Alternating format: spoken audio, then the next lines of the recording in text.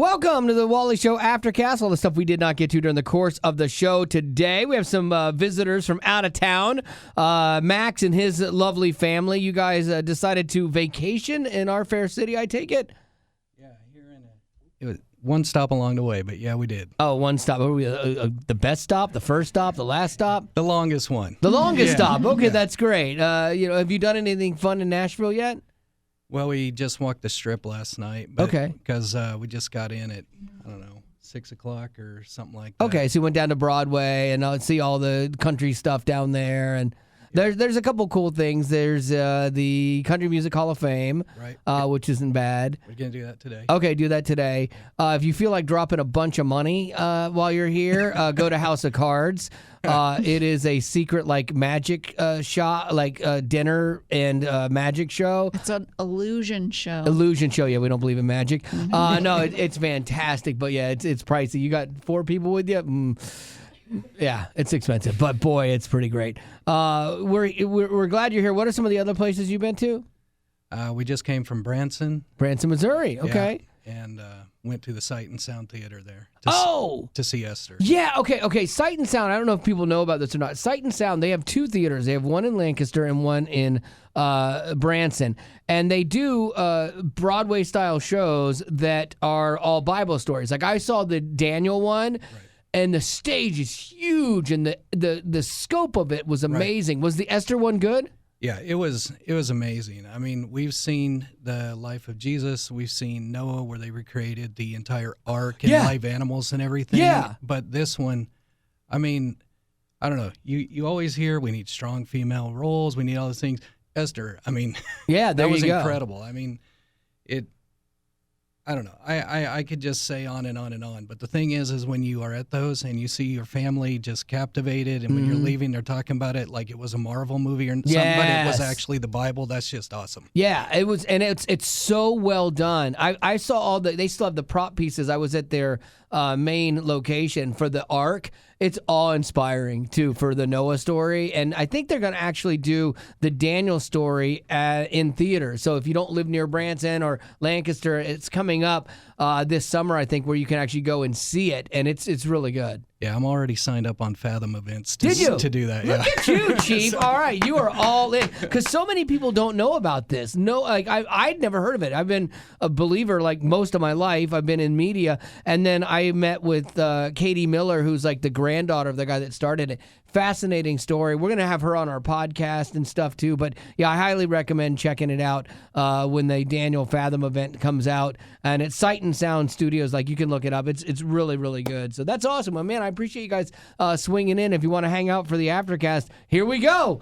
All right. So with that, I found some things here that I thought were great. Dave Grohl, I've always said this. He's one of my favorite rock guys because he's just kind of funny and, nice and cool, and he has a great sense of humor. He's just kind of a hangout kind of guy.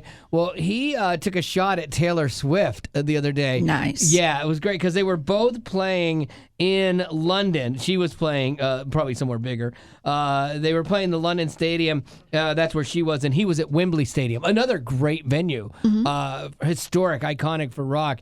But then from the stage, this is what he said. You don't want to suffer the wrath of Taylor Swift. So we like to call our tour the Errors Tour. We've had more than a few errors and more than a few errors as well. That's because we actually play live. What? Just saying. I love that. I just like how he delivers that. That's because we actually play live. What? He sounds just like a Swiftie. Yeah, but how he said that.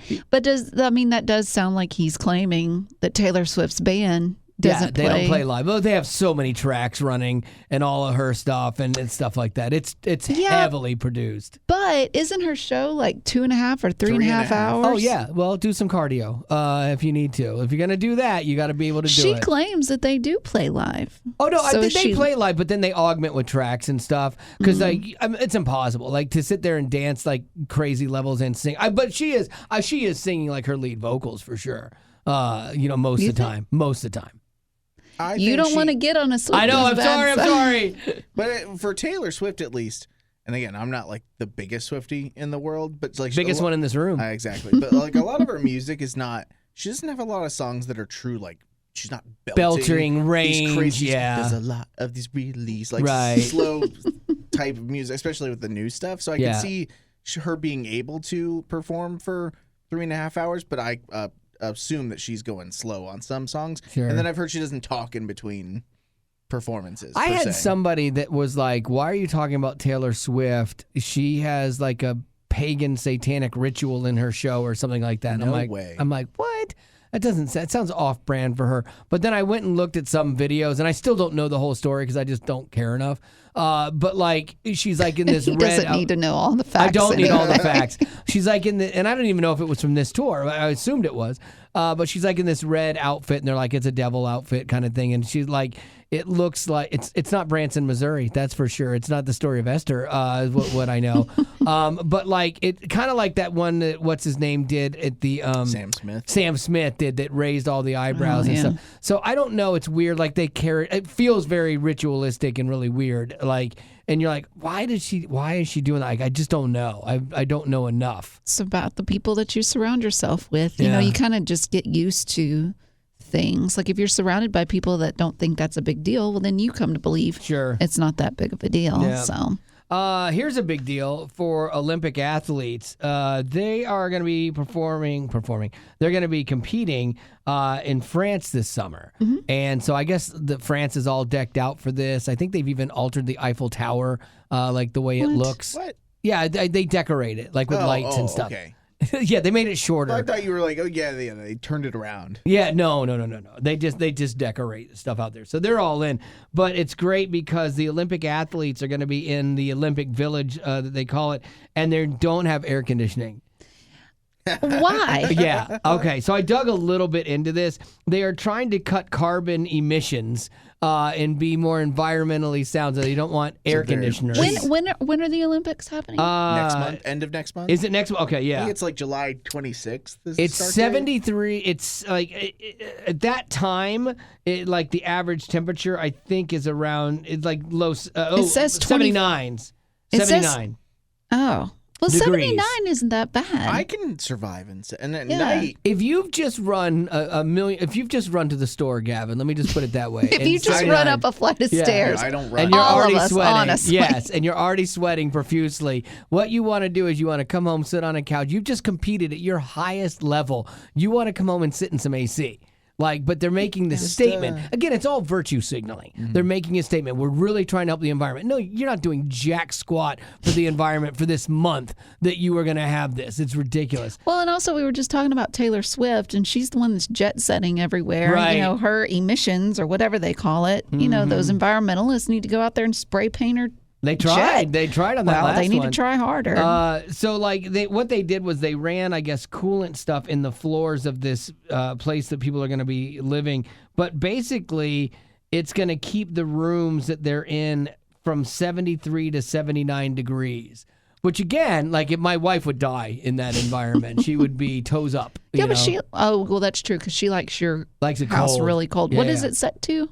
My house is weird. My house holds cool in, so she swears I've only got it set to 73, and I have to wear a jacket in my house. It's that my house stays really cold because of the how it doesn't get sun. Well, that's good for you. I know, yeah, it saves on energy, but it's really cold. I'm like, there are times where I swear she could use the heater, and we even walk outside. It's the craziest thing. My wife, I love her to death. Walk outside yesterday. Oh, it feels so good out here. It's 96. I go, does that not tell you something? You literally walked out of our freezing house and you walked out and said, it feels so good out here because it's warmth. I've been in a jacket all day in the house. How is this? How do you not see this? If it feels good out here, make it warmer in the house. Let me ask you this. Yeah. Let's say that you kick the bucket, okay, and she's on her own. Yeah. And now the bills. She'll heat it up. She will? Yeah. You think? She just does it to make me mad. She's like, let's spend his money. Let's just absolutely. air condition the whole universe. Oh yeah, she'd crank the AC on, leave the doors open. Wouldn't matter at that point, just to drive me nuts. Yeah, so I don't know. Like you guys, what do you keep your house at?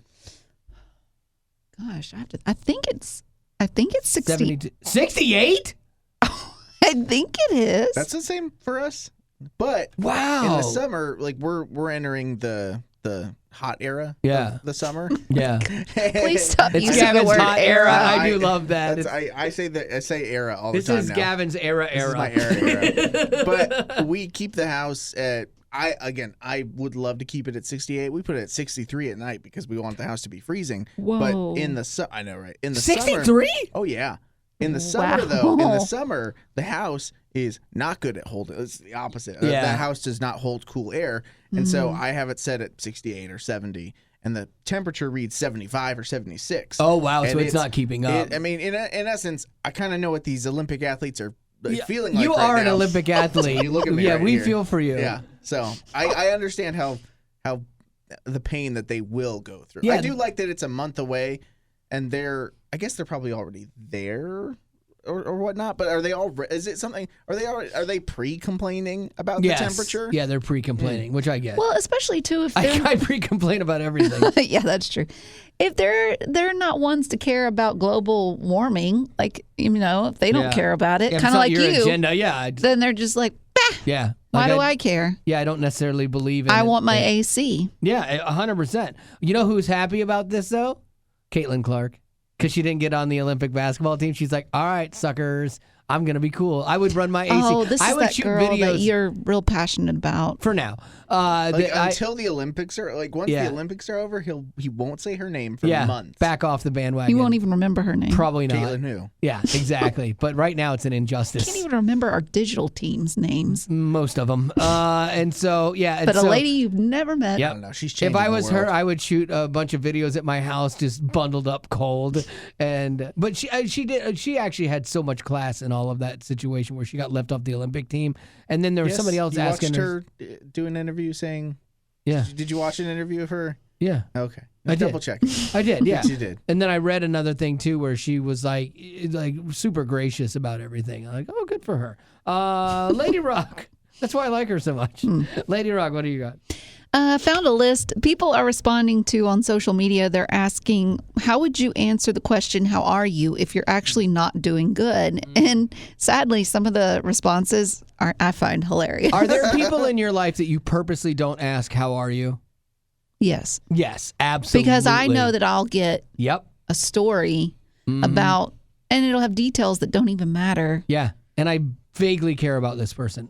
No, but we mainly feel about that when we're asking, hey, how are you? We don't really care. Do you guys try to actively ask, how are you? Because in general, I've been trying to transition to just saying, what's up? Hey, what's up? Yeah, that's easier. Hey, man. Like, I try to have a closed door more statement. nonchalant. Yeah, you want it to be a closed door. If you are intending to, what's up, finger gun? Yeah. What's up, dude? Yeah. And then move on. Yeah. Like, don't ask a question. The worst though is, and because then as a believer you're really stuck with something here. Like you gotta like dig in. But like you're at say a restaurant and the server comes up and what do you say? Yeah, hey, how you doing today? Oh, not good. You're like, no. Why did I get Sally Sullen here? And like, and then they will go on with why their life is not good. And well, then maybe this is good that we're talking about this because if you get Sally Sullen, which I've never heard of her, but she sounds like a thrill a minute. Yeah. Then this might benefit her to know how to answer that question on how you're doing. Yeah. So if someone asks how you're doing and you're actually not doing good, these are a couple of options of things you can say. You can say, can't complain. Can't complain because no one listens. No one will care. Yeah, that's a good one. Yeah. Or people say, okay, ask me. Say, how you doing? How you doing, Rock? I'm alive. Good to be alive, right? Huh? How you doing, Rock? Meh. No, and that's just as bad as the other because then that's vague booking because then you're like, oh, what's wrong? And then now you're back in it. How you doing, Rock? The horror persists. Yeah. So dramatic. Yeah, I that know is more now. The horror persists. You're in your dramatic era for sure with that one. How you doing, Rock? Awful. Why do you ask? Because because it was the only greeting I had, and I'm really sorry I asked now. This is the last one. How you doing, Rock? Same panic, different disco. Oh, I actually like that because that's kind of funny, and then you can turn that to ask deeper questions or not. Now, if you ask us how we're doing, do you really mean it? Yeah, with people that I care about and people in my life. Yeah, how you doing? I want to know. But you asked this family that walked in here how they're doing, and I want to know. Do you really want to know? I do not. You don't know them. No, but like with the casual conversation with like people that you're like at the auto parts dealer for or whatever. Checkout clerk. Yeah, like you said, hey, how you doing? And server. all I want is a response of "I'm good. How about you?" Like that's all I want. Well, Like then don't ask. That's all we're there. But that's a normal human response. I'm good. How are you? That's the extent of our relationship. What if their cat just died? I know, and that's the problem because now you're in. You're like, well, you shouldn't ask. It's my fault. 100%. It always is. We got there. Yeah. It took a little bit this time. I remember one time. Oh my gosh, horror persists. we had. It was right after. Recently, like after Momentum. Zach's. No, this was after Zach's. Gavin was going to tell. What were you going to tell? Well, no, you had a story. I thought when you were at an airport at a McDonald's and a kid asked you. Or you asked a kid how they were doing when you were getting a burger or something, and then you had a full-fledged conversation because he's like, "Oh, I'm not doing so well." Oh yeah, and then you get locked in because you have a Christian side of you, and then you should care, and so then you're in, But Zach, after his son Samuel passed away, we had gone to a restaurant, and we were talking about. Like, how do you answer that question? Like, how do you answer the question of, how many kids do you have? Mm-hmm. And, he's like, well, if it's somebody that I'm close with, I would say, 2. If it's somebody that I'm not close, and like one passed away, but if it's someone I'm not close with, it's just a casual thing, I would just say 1, to not have the conversation or not have things awkward for them. So we have this big conversation about losing a child and death and all this stuff. And the waiter comes up and is like, hey, how you guys doing today? And I went, dude, you are going to regret that question. Zach, you want to feel this? What did he say? And he's like, well, my son died. No, he did not. Yeah, he's the best. Zach handled That's that. Tough. He handled that situation with the kind of strength, he and his wife, that not a lot of people possess. But then, because Betty, Zach, and you've known him for a lot of years. Like we've known each other 17 years. But Zach, after that, because we always deal with trauma with humor on this show, and he had made some jokes that I'm dying over, no pun intended, but I'm laughing at so hard, and I'm like, dude, I could not make that joke. I'm glad you realize that. Absolutely. Because there are times where I think, does this man, should he be out in public? Yeah, there are sometimes the line's a little gray for me, a little blurry. But with that one, no. I walked around that scenario with kit gloves with him because I love him, But then he opened the door for a couple jokes. I'm like, okay, we're into this round now. I'll stick my toe in. No, I will let him. Yeah, no, and I've stuck my toe in, and basically more serve it up for him. Like a good setter in volleyball, let him spike. Scott Sterling. Yes, exactly. Oh, but yeah, so I always respect people that can go through something hard and then they'll be the first ones to make the joke about it.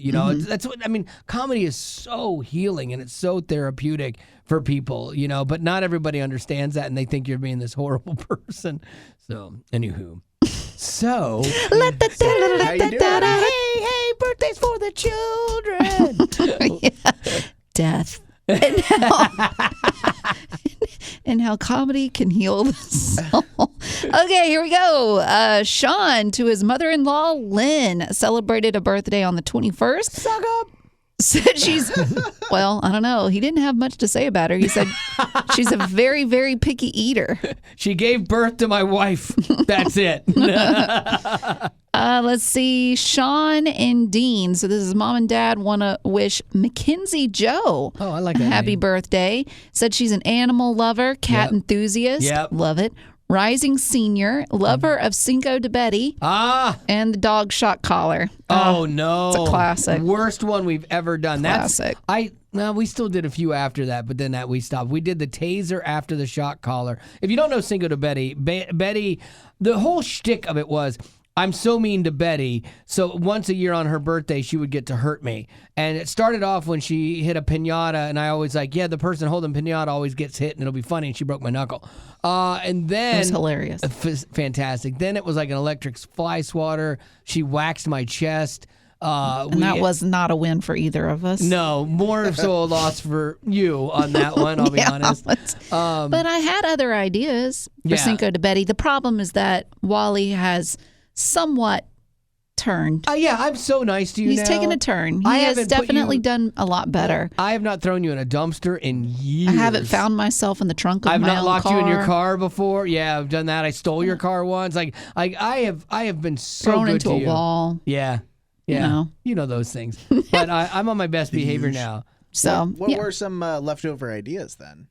the one that I had, I thought would be fun is you take I've seen it on TikTok where the guys will take so women will wax their eyebrows. Oh, Yeah. yeah. About the And you nose? take a Q-tip, Yeah. and you stick the Q-tip in the wax so it's wet, and then you stick it up the nostril, okay, and you let it Squeezing for dry, days. okay, and then on the count of Dry? 3, you just Yeah. that I've sucker seen out. people I'd get rather- it stuck.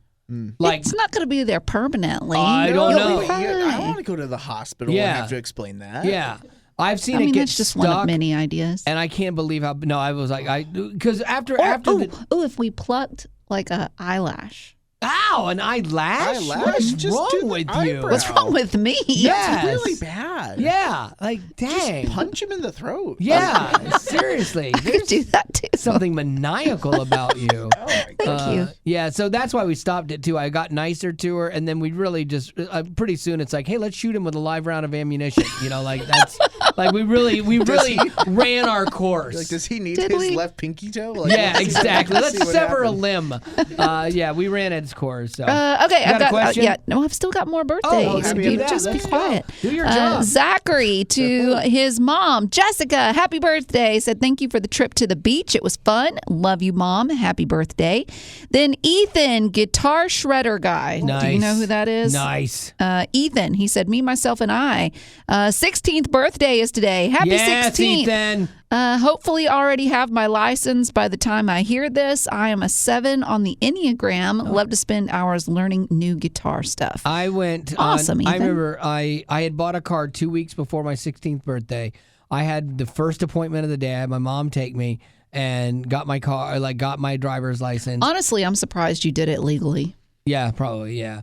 And so I did it, and then my mom left me there because we had her car, and then we had to go back and get my car, and then I was gone like till curfew. Like the freedom of that was so great. I do not understand kids that are like 17, 18, 19 and still have not gotten a driver's license. Like your kid.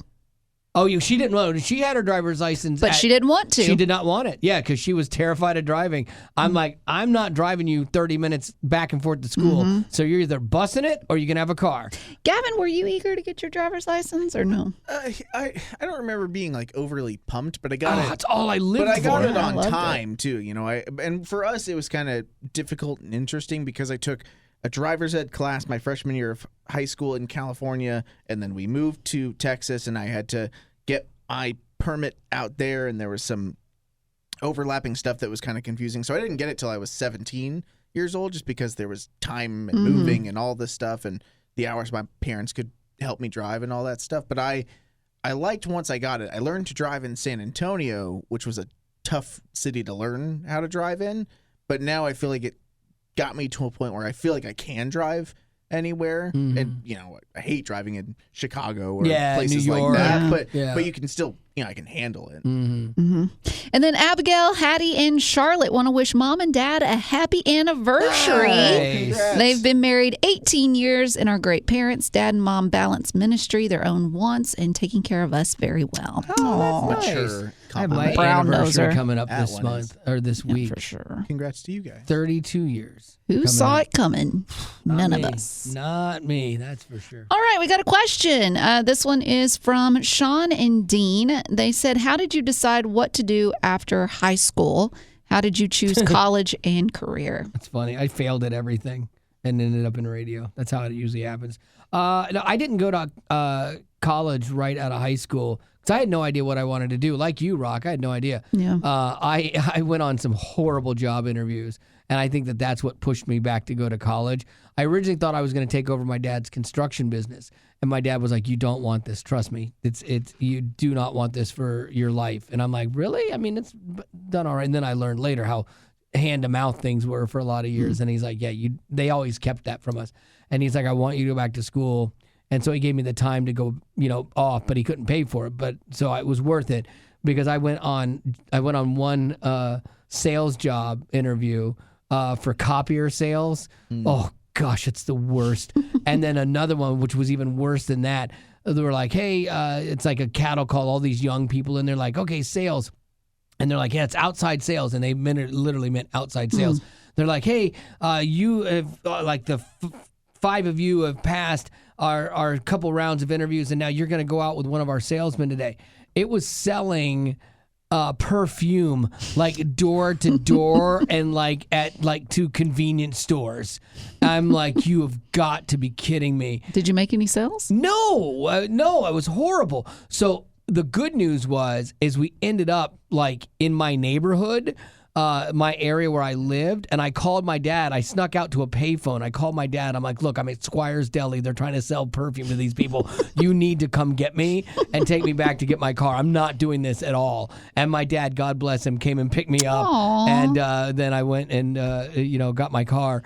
But I Way to quit. I know I did. I wasn't pushing through that one. I had no idea. I was like kind of lost for a long time.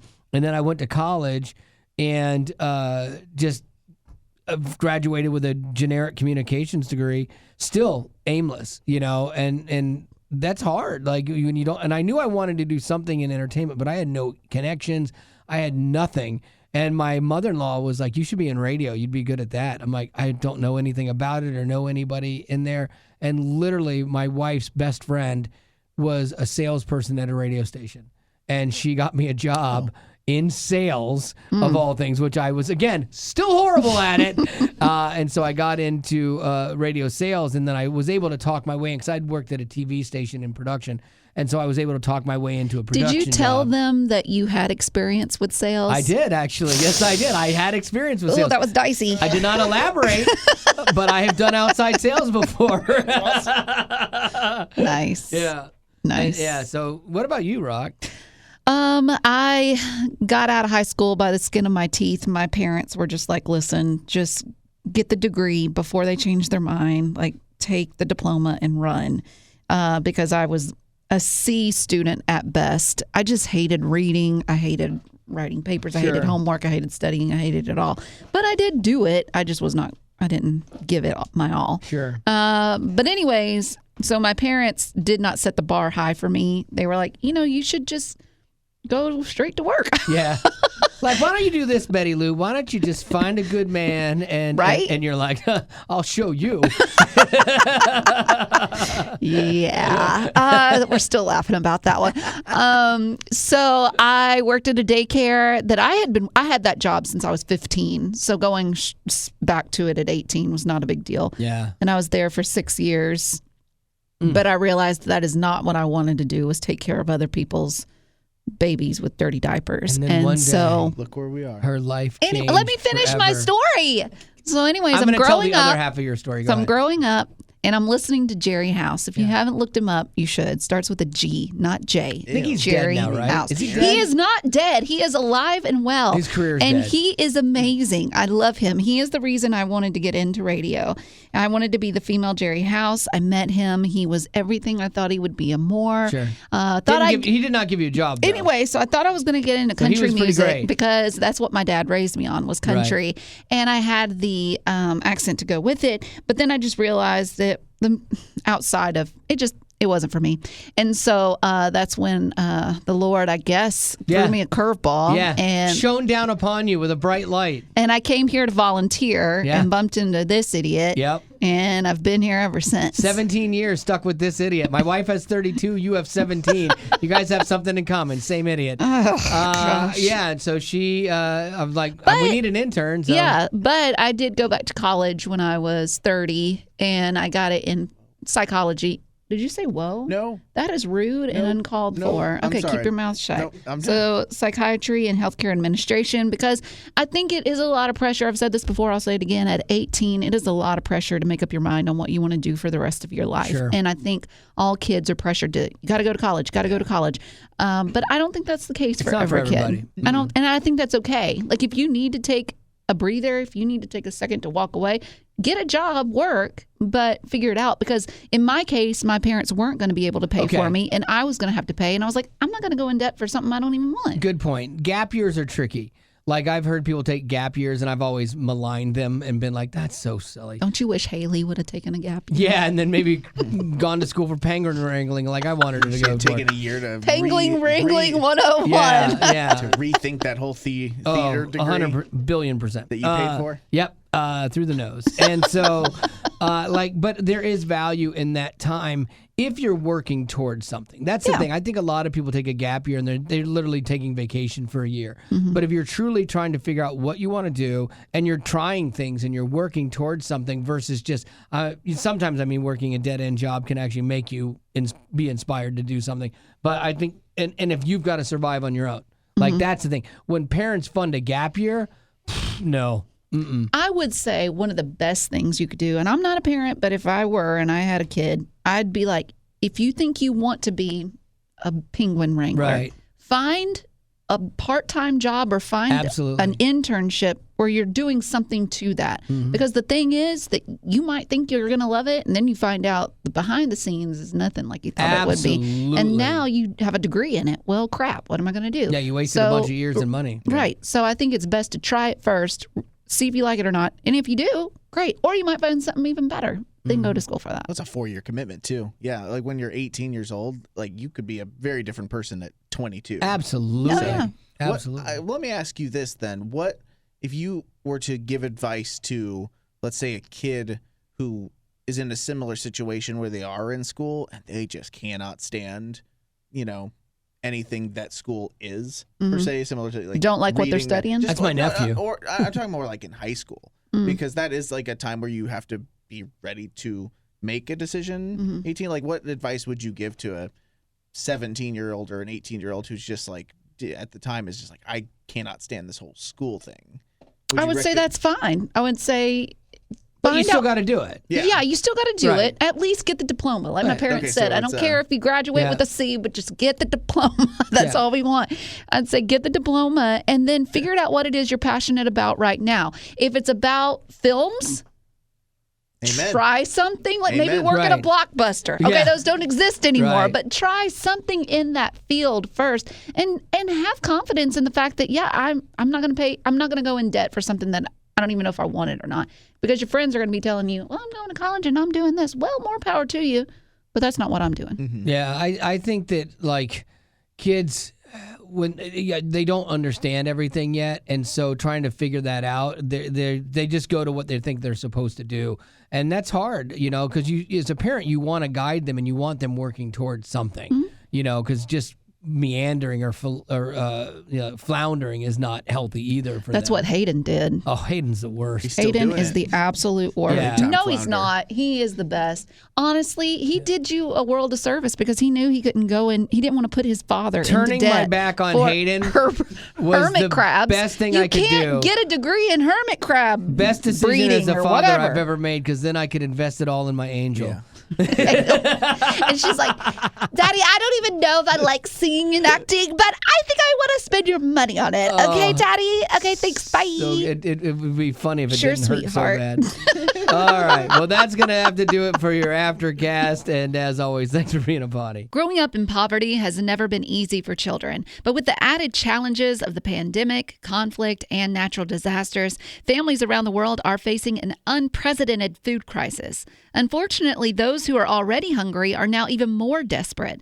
But by sponsoring a child through compassion, you can help provide life-sustaining essentials such as food and clean water. And with your compassionate support, that child can not only survive, but also flourish. You can find out how and choose a child to sponsor when you click on the compassion banner at wayfm.com.